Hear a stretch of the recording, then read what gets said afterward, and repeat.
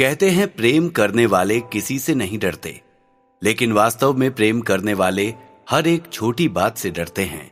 प्रेम साहस देता है, दुस्साहस भी, लेकिन दिल को कमजोर भी करता है। यही हाल देवयानी और मृगांक का भी था। न तो उन्हें दिन में चैन आता था, न रात में नींद, और अब तो चिंता और अधिक बढ़ गई थी। विश्वा के अपने प्रति रूखे व्यवहार को देखकर ही देवयानी सब समझ गई थी। लेकिन अब अधीश वापस आ चुका था और देवयानी को विश्वास था कि वो कोई ना कोई रास्ता निकाल ही लेगा। लेकिन ये विश्वास तो उसने पहले भी किया था, जब अधीश विश्वा से बात करने के लिए गया था। क्या इस बार अधीश अपनी बहन के भरोसे का मान रख सकेगा? क्या देवयानी की चिंता दूर होगी? क्या ये दो प्रेमी कभी एक होंगे? अधीश के वापस आने पर महल में खुशियां मनाई जा रही थीं। विश्वा ने उससे पूछा कि वो कहां चला गया था, लेकिन अधीश ने अपने पिता और परिवार से झूठ बोल दिया। मैं दिव्य कलश की खोज में निकल गया था।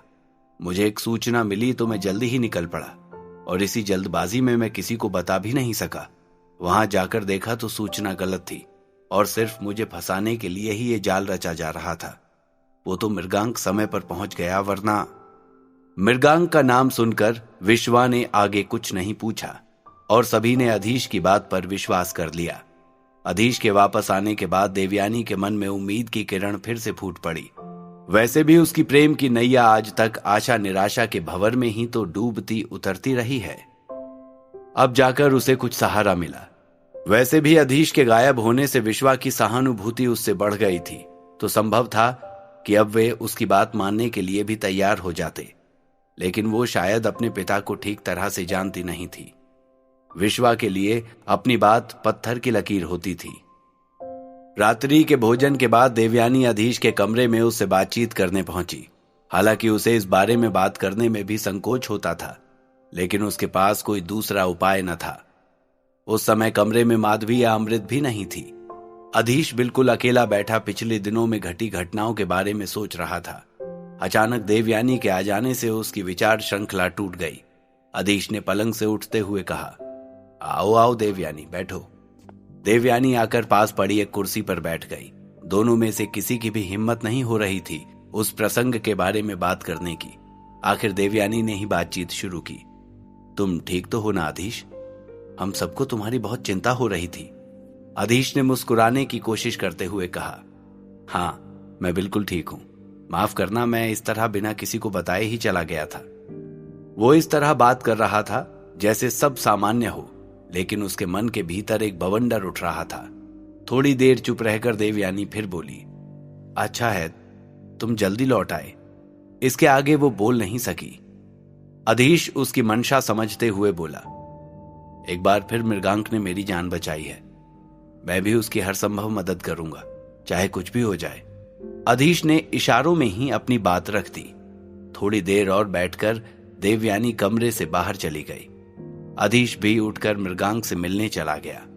मृगांक अब भी आचार्य कश्यप के भवन में उनका मेहमान बनकर रुका हुआ था। जब अधीश वहां पहुंचा तो पहले तो विस्तार से उन्होंने कल की घटना के बारे में चर्चा की। आचार्य कश्यप बोले, अधीश बेटे, शक्ति और प्रसिद्धि के बहुत से लाभ हैं, लेकिन इसके कुछ नुकसान भी हैं। कई लोग बिना कारण ही घात लगाकर बैठ जाते हैं कि जैसे ही मौका मिले आगे बढ़ने वाले को पीछे खींचकर अपने स्तर पर ले आएं, और नजर लगाने वाले जलने वाले भी कम नहीं होते। ये मणिमाला भी उन्हीं में से एक है। उसे लगता है कि वो सर्वश्रेष्ठ है और दुनिया की हर श्रेष्ठ चीज और व्यक्ति उसके वश में रहे। अधीश सर झुकाए सब चुपचाप सुनता रहा। मणिमाला को याद करने या उसके बारे में बात करने भर से ही उसे अपनी हार और कमजोरी का बहुत गहरा एहसास होता था। उसे लगता था कहीं ना कहीं गलती उसी की है। अधीश को शांत देखकर आचार्य कश्यप बोले, बेटे तुम क्या सोच रहे हो इस तरह चुप बैठकर? अधीश झिझकते हुए बोला, आचार्य, मैं ये सोच रहा था कि दुनिया में और भी बहुत से शक्तिशाली और प्रसिद्ध लोग हैं, लेकिन मैं ही क्यों? ये मेरी ही गलती थी आचार्य। आचार्य थोड़े मुस्कुराए और बोले, नहीं बेटे, ये तुम्हारी गलती नहीं थी, और सच तो यह है कि अभी तुम खुद भी नहीं जानते कि वास्तव में तुम क्या हो। अधीश आश्चर्य से भरकर बोल पड़ा, इस बात का क्या अर्थ है आचार्य? मृगांक, जो अब तक चुपचाप दोनों की बातचीत सुन रहा था, बीच में ही चुटकी लेते हुए बोला, तुम्हारा नाम अधीश नहीं अधीर होना चाहिए था। इतनी अधीरता अच्छी बात नहीं बालक। उसकी बात सुनकर आचार्य कश्यप ठहाका लगाकर हंस पड़े और अधीश झेप गया। हंसी पर नियंत्रण करके आचार्य ने कहा, समय दो बेटे, सही समय आने पर तुम खुद सब कुछ जान जाओगे। अधीश उनकी इस बात का भी अर्थ नहीं समझा था, लेकिन फिर भी कुछ भी पूछना उसने ठीक नहीं समझा। कुछ देर बाद अधीश मृगांक के साथ मंदिर के बगीचे की ओर चल पड़ा। उसे मृगांक से अकेले में कुछ बातचीत करनी थी। नहीं अधीश, ये कैसे संभव है? मैं ऐसा कुछ नहीं करूंगा। अधीश का प्रस्ताव सुनकर मृगांक लगभग चीख ही पड़ा। अधीश ने उसके कंधे को थपथपाते हुए कहा, मुझे पता है मृगांक कि तुम ऐसा कुछ करने के बारे में सोच भी नहीं सकते, लेकिन मैं देवयानी का भाई हूं और मैं उसे मन ही मन घुटते हुए नहीं देख सकता। और देवयानी का बड़ा भाई होने के नाते मैं उसका अभिभावक भी हूं और मैं ही इस विवाह के लिए अपनी सहमति दे रहा हूं। लेकिन देवयानी? मृगांक ने सवाल किया, क्या वो मान जाएगी? अधीश ने कुछ पल सोचकर उत्तर दिया, देवयानी को इस विषय में कुछ भी न बताना ही उचित होगा। यदि उसे पता चल गया तो वो अपनी जान दे देगी, लेकिन पिताजी के खिलाफ जाकर इस तरह का कदम नहीं उठाएगी। मृगांक चकित सा कुछ देर उसे देखता रहा, फिर सर हिलाकर ही उसका प्रस्ताव मान लिया। मुंह से वो कुछ भी नहीं कह सका। तो फिर आगे की योजना मैं तुम्हें कल बताऊंगा, अधीश ने कहा और मृगांक से विदा लेकर घर वापस आ गया। जब अधीश घर लौटा तो काफी अंधेरा हो चुका था। अमृत और माधवी भोजन के लिए उसकी प्रतीक्षा कर रही थी। भोजन करते हुए अधीश ने ध्यान दिया कि अमृत कुछ उखड़ी उखड़ी सी दिखाई दे रही थी। कुछ देर बाद जब माधवी दोनों बच्चों को लेकर सोने चली गई, अधीश ने अमृत का हाथ पकड़कर उसे अपने पास बिठा लिया। अमृत कुछ भी नहीं बोली। अधीश ने प्यार से कहा, क्या हुआ है अमृत? क्या मुझसे नाराज हो? अमृत चुप रही। अधीश ने फिर पूछा, क्या हुआ अमृत? मुझसे कोई गलती हुई है क्या? अमृत की आंखों में आंसू आ गए। अधीश ये देखकर घबरा गया। अमृत के दोनों हाथ पकड़कर बिल्कुल कोमल आवाज में कहा, देखो अमृत, अगर कोई बात है तो बता दो ना। तुम इस तरह रोती हो तो मेरी जान निकलने लगती है। ये सुनते ही अमृत ने अधीश के मुंह पर अपनी हथेली रख दी और बोली, ऐसी बातें मत कीजिए, लेकिन मैं सच में आपसे बहुत नाराज हूं।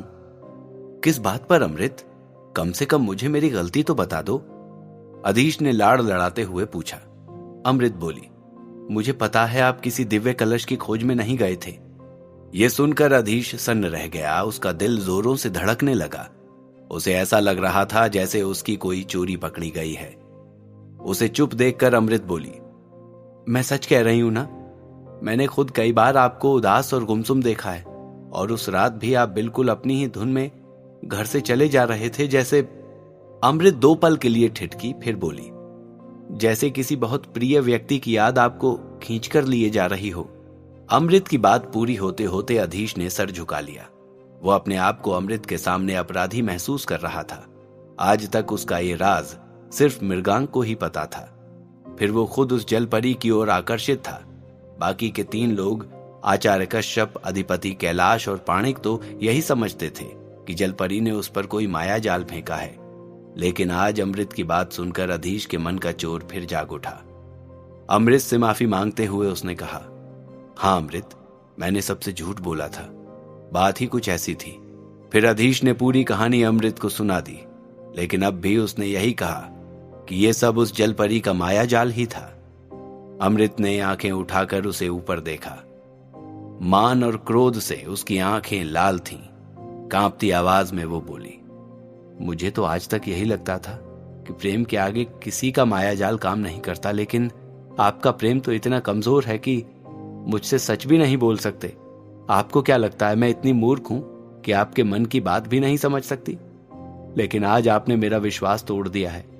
अब मैं कभी भी अपने पति के प्रेम के प्रति निश्चिंत नहीं रह सकूंगी, ना ही अपने प्रेम पर कभी अभिमान कर सकूंगी। आप तो कभी मेरा अधिकार सुरक्षित रख ही नहीं सकेंगे, फिर मैं झूठी उम्मीद क्यों रखूं? इतना कहकर वो कमरे से बाहर निकल गई। अधीश अपनी सफाई भी न दे सका, बस चुपचाप सर झुकाए अमृत की बात सुनता रहा। वो सोच रहा था कि अमृत गलत नहीं कह रही है। सच तो यही है कि वो जल परी के प्रति आकर्षित था। इसके बाद उसे एक और नाम याद आया, ललिता। क्या मैं ललिता के लिए भी? अधीश ने तत्काल इस विचार को अपने मन से झटक दिया और सोने की कोशिश करने लगा। मृगांक योजना को अंतिम रूप से साकार करने के लिए विचार कर रहा था। अधीश ने उससे मिलकर ही सारी योजना बनाई थी। अब बस आगे का मार्ग मृगांक को अकेले ही तय करना था। सोमवार का दिन था। देवयानी हमेशा की तरह बाग वाले मंदिर जाने के लिए घर से निकली। मंदिर वो हमेशा पैदल ही जाती थी, कभी अमृत या माधवी के साथ, तो कभी किसी सखी या दासी को साथ ले लेती। उस दिन भी एक दासी देवयानी के साथ थी। रास्ते में ही मृगांक उसका इंतजार कर रहा था। वो एक बहुत मजबूत घोड़ा गाड़ी पर सवार था, जिसे 5 बड़े और ताकतवर घोड़े खींच रहे थे। सारथी के अलावा उसके साथ और कोई था नहीं। देवयानी जैसे ही उसके पास से गुजरी, मृगांक ने एक हाथ से देवयानी को घोड़ा गाड़ी के अंदर खींच लिया। देवयानी अचानक हुई इस घटना से घबरा गई और अपना खंजर निकाल लिया।